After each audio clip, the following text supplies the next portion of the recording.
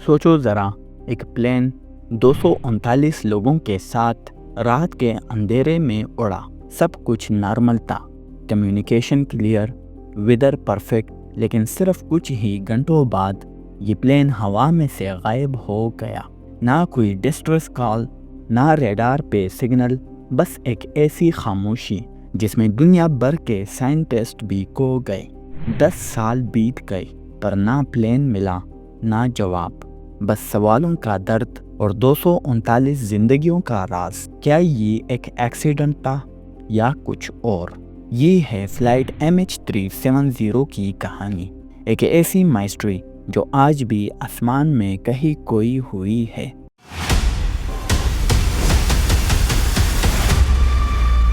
8 مارچ 2014 کی رات ملیشیا کے کوالالمپور انٹرنیشنل ایئرپورٹ پر سب کچھ بالکل نارمل تھا۔ رات کے 12:41 AM پر Malaysia airlines flight MH370 نے رن وے پر گھومتے ہوئے اپنا ٹیک آف لیا۔ اس کا ڈیسٹینیشن تھا بیجنگ، یعنی لگ بھگ 6 گھنٹوں کی فلائٹ، جس میں سب کچھ ایک روٹین جرنی کی طرح دکھ رہا تھا۔ یہ پلین تھا بوئنگ 777-200ER، ایک ایسا ایئر کرافٹ جو دنیا بھر کے پائلٹس اور ایئر لائنز کا فیورٹ مانا جاتا ہے۔ کیوں؟ کیونکہ یہ پلین اپنی سیفٹی، ڈیوریبلٹی اور لانگ ڈسٹینس فلائنگ کے لیے مشہور ہے۔ اس کا ٹوٹل ویٹ تھا قریب 250 ٹنز اور اس کا کاسٹ تھا تقریباً $250 ملین، یعنی 200 کروڑ روپے سے زیادہ کا ایک ہی پلین۔ اس کے اندر ہر ماڈرن سسٹم موجود تھا، autopilot, radar tracking, weather sensor اور ایک ایسا نیویگیشن سسٹم جو سمندر کے بیچ بھی اپنا راستہ نہ بھولتا ہو۔ اس فلائٹ کے کیپٹن تھے ظہیری احمد شاہ، 53 ایئرز کا ایک سینئر پائلٹ جن کے پاس 18,000 گھنٹے سے زیادہ کا فلائنگ ایکسپیرینس تھا۔ سوچو، اگر ایک پائلٹ دن کے 8 گھنٹے پلین کو اڑاتا ہو تو 18,000 گھنٹوں کا مطلب ہے 6 ایئر سے بھی زیادہ ہوا میں گزارا ہوا وقت۔ ان کے کو پائلٹ تھے فریق عبدالحمید، صرف 27 سال کے، لیکن پھر بھی انہوں نے 2700 گھنٹے کا فلائنگ ایکسپیرینس حاصل کیا تھا۔ یہ ان کا ٹریننگ کے بعد لاسٹ میجر فلائٹ تھی اور انہیں پروفیشنل، کام اور فوکس پائلٹ مانا جاتا تھا۔ رات کے 1:19 AM تک فلائٹ بالکل سموتھ چل رہی تھی، ویدر کلیئر تھا، ویزیبلٹی پرفیکٹ تھی اور پلین ساؤتھ چائنا سی کے اوپر تھا۔ سب کچھ ایک روٹین فلائٹ کی طرح لگ رہا تھا۔ کو پائلٹ نے ایئر ٹریفک کنٹرول کو کام وائس میں کہا، "گڈ نائٹ ملیشیا 370"۔ یہ ان کے منہ سے نکلے آخری ریکارڈڈ الفاظ تھے۔ اس کے صرف 2 منٹ بعد پلین ریڈار سے غائب ہو گیا۔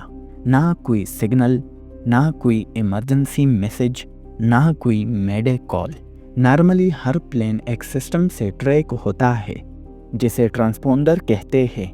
یہ ایک چھوٹی سی ڈیوائس ہوتی ہے جو پلین کی لوکیشن گراؤنڈ پر ریڈار کو بتاتی رہتی ہے، بالکل ویسے جیسے آپ کا موبائل فون GPS لوکیشن بتاتا ہو۔ لیکن اس رات MH370 کا ٹرانسپونڈر سڈنلی آف ہو گیا، یعنی سسٹم نے یہ بتانا بند کر دیا کہ پلین کہاں ہے، اور یہ کوئی آٹومیٹک فالٹ نہیں تھا۔ ایکسپرٹس کے حساب سے یہ مینولی سوئچ آف کیا گیا تھا۔ اس کے بعد ریڈار سکرین پر بس ایک خالی سپیس تھا، جہاں کچھ سیکنڈ پہلے ایک پلین کا ڈاٹ بلنک کر رہا تھا، اب صرف اندھیرا تھا۔ کوالالمپور سے بیجنگ تک کے روٹ میں فلائٹ کا ہر منٹ مانیٹر ہوتا ہے، لیکن MH370 کے کیس میں وہ مانیٹرنگ صرف 38 منٹ تک ہی چلی۔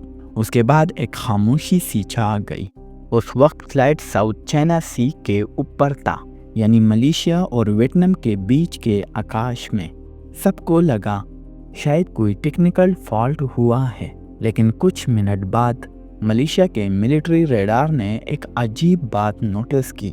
انہوں نے دیکھا ایک ان آئیڈینٹیفائڈ پلین ریڈار پر واپس موڑ رہا ہے اور اس کا روٹ بالکل الٹا ہو گیا ہے، یعنی وہ بیجنگ کی طرف نہیں جا رہا تھا بلکہ ملکہ اسٹریٹ کی طرف لوٹ رہا تھا۔ جو بالکل اپوزٹ ڈائریکشن میں ہے۔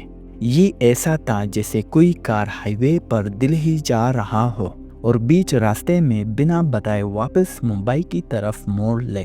نہ سگنل، نہ ریزن، نہ کوئی ایکسپلینیشن۔ پلین نے ڈائریکشن تو بدل دی، لیکن اس نے نہ ایئر ٹریفک کنٹرول سے بات کی، نہ ایمرجنسی سگنل دیا، نہ ہی کوئی ریڈیو کانٹیکٹ اسٹیبلش کیا۔ سب لوگ کنفیوز تھے۔ اگر پلین میں کوئی فالٹ ہوتا تو پائلٹ ترنت ریڈیو پر میڈے میڈے میڈے بول کر مدد مانگتا۔ میڈے ایک انٹرنیشنل ایمرجنسی سگنل ہوتا ہے جو پائلٹس تب یوز کرتے ہیں جب انہیں لگتا ہے کہ پلین کسی سیریس ڈینجر میں ہے، جیسے انجن فیل ہو گیا ہو، فائر لگ گئی ہو یا کمیونیکیشن ٹوٹ گیا ہو۔ لیکن MH370 کے کیس میں نہ کوئی میڈے کال آئی، نہ کسی نے ہیلپ مانگی، سب کچھ بالکل چپ تھا، اور اسی خاموشی نے دنیا کو حیران کر دیا۔ ملٹری ریڈار نے MH370 کو 1:21 AM سے لے کر 2:22 AM تک ٹریک کیا۔ لگ بھگ 1 گھنٹے تک پلین ملیشیا کے ایئر سپیس میں گھومتا رہا، کبھی نارتھ کی طرف، کبھی ویسٹ کی طرف۔ کچھ ایکسپرٹ کہتے ہیں پلین نے زگزگ پیٹرن میں اڑان بھری، بالکل ایسے کہ کوئی اپنا راستہ چھپانے کی کوشش کر رہا ہو، اور پھر 2:22 AM کے بعد پلین پوری طرح سے ریڈار سے غائب ہو گیا۔ نہ کوئی ٹریس، نہ سگنل، نہ کانٹیکٹ۔ ایک ایسا پلین جس میں دنیا کے سب سے ماڈرن سیفٹی سسٹم لگے ہو، 2 ایکسپیرینس پائلٹس ہو، اور 239 لوگ ایک نارمل جرنی پر نکلے ہو، اور وہ سب 1 سیکنڈ میں ہوا میں سے غائب ہو جائے۔ آج کے ڈیجیٹل دور میں جب ہم اپنا موبائل فون بھی ٹریک کر سکتے ہیں، تو پھر اتنا بڑا ایئر پلین کیسے غائب ہو گیا؟ کیا یہ کوئی ٹیکنیکل فیلئر تھا؟ کیا یہ پائلٹ کا ڈیسیجن تھا یا پھر کچھ اور؟ جب MH370 ریڈار سے غائب ہوا، سب کو لگا شاید پلین کریش ہو گیا ہوگا، لیکن اصلی کہانی تو اب شروع ہوئی تھی۔ اگلے 6 گھنٹے تک دنیا کو کچھ بھی پتہ نہیں چلا۔ کوئی سگنل نہیں، کوئی ریڈیو کانٹیکٹ نہیں، بس ہوا میں ایک مسنگ شیڈو۔ پھر آئی ایک نئی کلو، ایماراساٹ سیٹلائٹ ڈیٹا سے۔ یہ ڈیٹا ایک ایسی سیٹلائٹ کا تھا جو پلینز کے سگنلز کو ڈیٹیکٹ کرتے ہیں، چاہے پلین ریڈار سے غائب ہی کیوں نہ ہو۔ اس ڈیٹا نے بتایا کہ پلین نے غائب ہونے کے بعد بھی لگ بھگ 6 گھنٹے تک اڑان بھری، یعنی MH370 ہوا میں تھا جب تک اس کا فیول پورا ختم نہیں ہوا۔ سوچو ذرا، جہاں سب سمجھ رہے تھے کہ پلین سمندر میں گر گیا ہوگا، وہاں اصل میں وہ ہزاروں کلومیٹر اور آگے اڑ چکا تھا، اور ڈائریکشن سیٹلائٹ کے حساب سے پلین ساؤتھ انڈین اوشن کی طرف گیا، وہ جگہ جہاں نہ زمین ہے، نہ کوئی آئی لینڈ، صرف بینڈ سمندر اور اندھیرا۔ اوشن کا وہ حصہ دنیا کا سب سے گہرا اور خطرناک پانیوں میں سے ہے، جہاں تک ماڈرن سمبرین بھی مشکل سے پہنچتی ہے۔ اور پھر سب کچھ ختم، کوئی اور سگنل نہیں، بس ایک آخری سوال، آخر MH370 گیا تو کہاں گیا؟ جب سیٹلائٹ ڈیٹا آیا تو دنیا بھر میں ہلچل مچ گئی۔ ملیشیا نے سب سے پہلے رپورٹ دی، اور تھوڑی ہی دیر میں آسٹریلیا، چائنا، امریکہ، برطن اور 20 سے زیادہ دیشوں نے مل کر ایک انٹرنیشنل مشن شروع کر دیا۔ پلینز، شپس، ہیلی کاپٹرز، سیٹلائٹس، سب کو لگایا گیا ایک ہی مقصد کے لیے، فلائٹ MH370 کو ڈھونڈنا۔ پہلی مشکل تھی، سرچ ایریا اتنا بڑا تھا کہ لگ بھگ 1 لاکھ اسکوائر کلومیٹر میں پھیلا ہوا۔ سوچو، اتنا بڑا ایریا جہاں پورا ایک شہر آسانی سے سما جائے۔ اس لیے سب سے پہلے سوال یہ تھا، سرچ کہاں سے شروع کرے؟ سرچ کے 4 بڑے سٹیجز بنے۔ Number 1، surface search. سب سے پہلے پلینز اور شپس نے سمندر کے اوپر ڈھونڈنا شروع کیا۔ سیٹلائٹ امیجز اور آنکھوں دیکھی رپورٹس کے ذریعے کچھ آبجیکٹس ملنے کی خبریں آئی، کچھ فلوٹنگ بیگز، کچھ لکڑی کے ٹکڑے، لیکن کچھ بھی کنفرم نہیں تھا۔ یہ پہلی سرچ اندر سے اندازے پر چل رہی تھی۔ Number 2، under water search. جب اوپر کچھ نہیں ملا تو سرچ سمندر کے نیچے لے جائی گئی۔ اسپیشل شپس اور انڈر واٹر روبوٹ بلائے گئے جنہیں side scan sonar, autonomous underwater vehicles اور ڈیپ ٹو ورڈ کیمراز کہتے ہیں۔ سونر ایک سسٹم ہوتا ہے جو سمندر کی تلے کی فوٹو جیسا امیج بناتا ہے، جسے پتہ چلتا ہے نیچے کیا چھپا ہے۔ لیکن پرابلم یہ تھا کہ سمندر کا فلور ان ایون تھا، کہیں پہاڑ کہیں گہرا گڈھا۔ امیجز میں کچھ کانٹیکٹس ملے، کچھ راکس، کچھ ویلز اور کچھ آبجیکٹ جنہیں پہچاننا مشکل تھا۔ ہر ایک کانٹیکٹ کو ویریفائی کرنے میں مہینے لگ جاتے تھے۔ نمبر 3، میپنگ اور فوکس سرچ۔ ایکسپرٹ نے سیٹلائٹ کا انمراج ڈیٹا اور سمندر کے کرنٹ لہروں کا فلو کا حساب لگا کر ایک پروبیبل روٹ نکالا۔ اس ماڈل کو ڈریفٹ ماڈلنگ کہا گیا۔ سمپل شبدوں میں یہ بتاتا ہے کہ اگر پلین کا ٹکڑا سمندر میں گرا ہو تو لہروں کے ساتھ وہ کہا جا سکتا ہے۔ اس ڈیٹا کے بیس پر کچھ اسپیسیفک زونز کو چوز کر کے ڈیپ سی میپنگ شروع کی گئی۔ Number 4، coastal ڈیبریز findings. 2015 میں ایک بڑی خبر ملی۔ رینین آئیلینڈ کے کنارے پر ایک فلیپرن پلین کا ونگ کا ایک پارٹ ملا۔ یہ ڈسکوری ایک ٹرننگ پوائنٹ تھی کیونکہ پہلی بار کچھ ایسا ملا جو کنفرم کرتا تھا کہ MH370 انڈین اوشن میں گرا۔ اس کے بعد مڈاگاسکر، موزمبیکو اور کچھ اور آئی لینڈ پر بھی چھوٹے چھوٹے پارٹس ملے۔ ان سب نے یہ ثابت کر دیا کہ کچھ حصہ سمندر کے کرنٹ سے افریقہ تک پہنچ گیا۔ انڈر واٹر سرچ کا ٹیکنیکل لیڈ آسٹریلیا کے پاس تھا کیونکہ جو سب سے پاسبل ایریا تھا وہ آسٹریلین سرچ زون میں آتا تھا۔ دنیا کے الگ الگ دیش مل کر کوارڈینیشن میں کام کر رہے تھے۔ ایک ٹیم ہیومن ہسٹری کی سب سے بڑی اوشن سرچ چل رہی تھی۔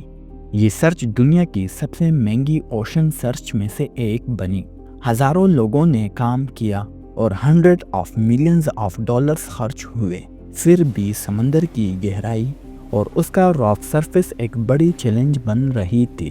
مین ورکیج اور بلیک باکس نہیں مل سکا اور وہی سب سے بڑا راز اب تک سلجھا نہیں۔ 2017 میں گورنمنٹس نے لارج سکیل سرچ سسپینڈ کر دی کیونکہ ڈیفائنڈ ایریا میں کچھ سالڈ ریزلٹ نہیں ملا۔ پھر 2018 میں ایک پرائیویٹ کمپنی اوشن انفینٹی نے نو فائنڈ نو فی بیسس پر سرچ شروع کی، یعنی اگر پلین ملتا ہے تبھی پیسہ ملے گا۔ انہوں نے بھی اپنی پوری کوشش کی لیکن فائنل وکیج نہیں ملا۔ یہ سب دکھاتا ہے کہ سمندر کتنا چیلنجنگ اور انپریڈکٹیبل ہے۔ اب تک لوگوں کے پاس سوال ہے، جواب نہیں، لیکن تھیوریز کئی سارے ہیں۔ ان میں سے کچھ تھیوری ہم آپ کو بتانا چاہیں گے۔ Number 1، pilot suicide theory. کچھ لوگ کہتے ہیں کیپٹن ظہیری نے جان بوجھ کر پلین کا روٹ بدلا اور اوشن میں کریش کیا، لیکن اس کے پرسنل لائف میں ایسا کوئی سائن نہیں ملا۔ Number 2، high jacking theory. کچھ ایکسپرٹس کہتے ہیں شاید پلین ہائی جیک ہوا ہو اور کسی ان نون بیس پر لے گیا ہو، پر کوئی پروف نہیں۔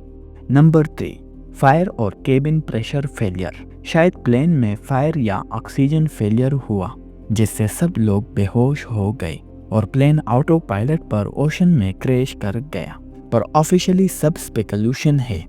آج 10 سال بعد دنیا کے پاس اب بھی صرف سوال ہے۔ 239 فیملیز ہر دن انتظار کرتی ہے، شاید کبھی ان کے اپنے واپس آئیں گے یا کم سے کم ان کا کیا ہوا یہ پتہ چلے۔ 2018 میں آفیشلی سرچ بند کر دی گئی، لیکن کچھ انڈیپینڈنٹ ٹیمز آج بھی سمندر میں ڈھونڈ رہی ہے، اس امید میں کہ کہیں تو سچ چھپا ہے۔ سوچو ذرا، 239 زندگیاں، ایک پلین اور ایک ایسا راز جو آسمان اور سمندر کے بیچ کو گیا۔ فلائٹ MH370 صرف ایک مائسٹری نہیں، یہ ہمیں یاد دلاتا ہے کہ انسان چاہے کتنا بھی ٹیکنالوجی بنا لے، کچھ راز آج بھی آسمان اور سمندر کے بیچ چھپ گئے ہیں۔ اور آپ کو کیا لگتا ہے MH370 کے ساتھ اصل میں کیا ہوا؟ اپنا جواب کامنٹ میں ضرور لکھیے، اور اگر آپ کو یہ ڈاکومنٹری پسند آئی ہو تو ویڈیو کو لائک اور شیئر کریں اور ہمارے چینل کو ضرور سبسکرائب کریں۔ اور ہاں، اگر آپ چاہتے ہیں کہ ہم آپ کے پسند کے کسی بھی ٹاپک پر اگلی ویڈیو لائیں تو کامنٹ میں لکھیے، ہم آپ کے لیے اگلی ویڈیو لے کر آئیں گے۔